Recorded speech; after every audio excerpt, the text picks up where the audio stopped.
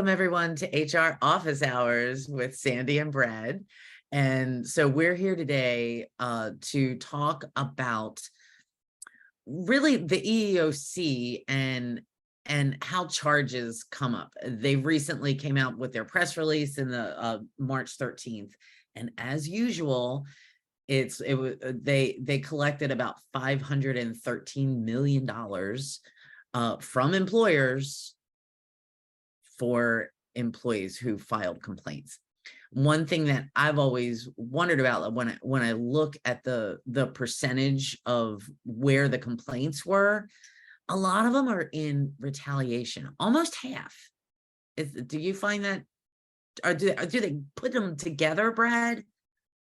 Yeah, so it's not uncommon to see a retaliation claim. Let's talk briefly about what that is, right? So if retaliation is where somebody says, hey, I complained about something, and then as a result of that, the employer took some material action that was adverse to me, presumably in retaliation for my original underlying complaint. So it's sort of like, for the complainant, right? It's the double whammy, right? Well, I was complaining about this thing, or I was supporting somebody who was complaining about this thing, and then I personally suffered some additional material adverse action at the hands of the employer, right? I was demoted, I wasn't promoted, I was terminated, any number of things, and that is prohibited under, pretty much all of the employment laws that we deal with, at the federal level, and here in Florida at the state too, right? So your anti-discrimination law, your wage and hour law, ADA,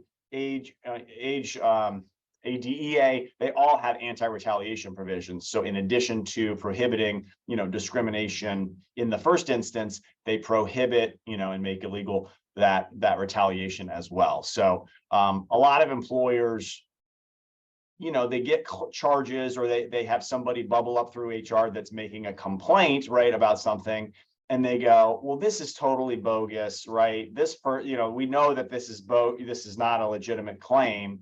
And then the inclination is to, marginalize that person, or, be dismissive of them or whatever. But that's a huge no-no. And I think that's what we're going to talk a little bit more about, is even claims that don't have any merit, you can't retaliate against the person, or else you're setting yourself up. Even if their underlying claim is meritless, you've potentially opened yourself up to exposure because of that retaliatory action.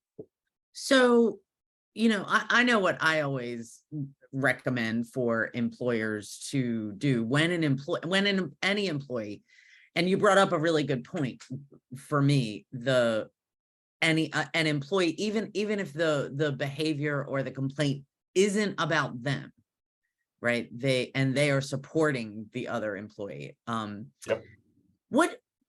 How should an employer respond? How should a manager respond? Because sometimes managers, and especially, they're putting out fires and they're doing daily business. So how should they respond, and what should happen after a complaint? So, best practice, and we advise employers on this all the time, is, right, complaints sort of find their place where they're going to be investigated or looked into. And, often that's an HR department if the employer has one.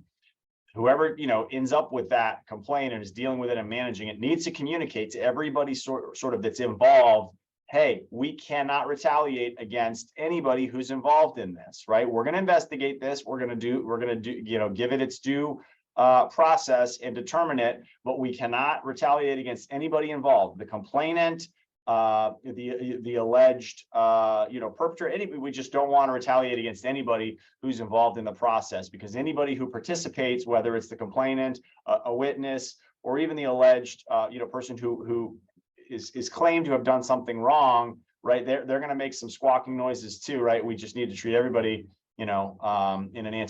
without retaliation. And ultimately, obviously, if you need to discipline somebody because of the outcome of the investigation, that's different, right? That's making a decision on the merits of the underlying charge, but we can't be retaliating against people because of their participation or because they brought a claim.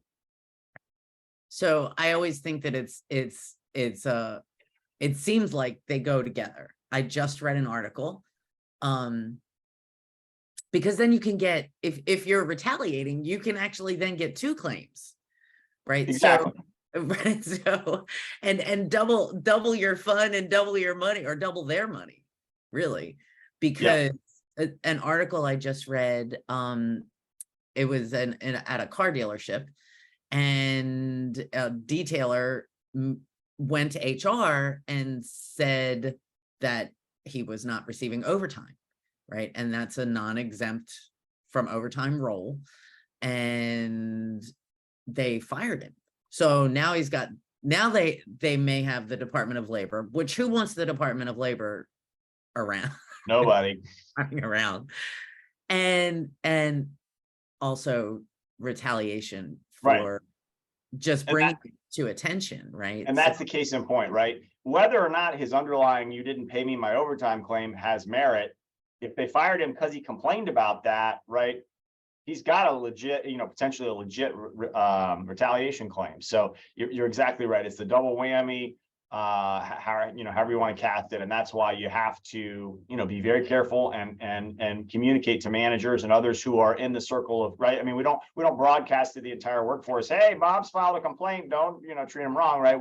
There's right. sort of a narrow universe of people that are in the know about these things when they come up, but those people all need to be counseled that, hey, we're not going to retaliate against this person, meaning everything from, we're not going to treat them differently, we're not going to harass them, we're not going to overlook them for promotion, any of those things, which And is in fact, I pretty much say, like, I tell managers pretty much how to, first I tell them how to not respond, because many times, if it's a harassment, or no matter what it is, especially if it's harassment, I hear, well, they were just joking, they didn't mean it, like, is that you're so busy and want it to go sweep it under the rug.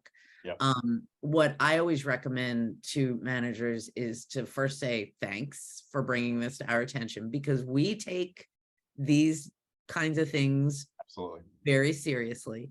And then don't do don't investigate on your own. Go to either your counsel, your HR department, if you have one, and then an investigation, whether it's depending on what the complaint is, it might just be a small, kind of informal investigation, or it could be something bigger. But I recommend that managers don't do that. Don't go into that neighborhood on your own, because you might cause more challenges for your employer than you want to. And then you see, I take things one thing at a time. And hopefully when managers do that, we see, because I hate seeing these kinds of headlines, right? For me, it's like profit loss that is preventable.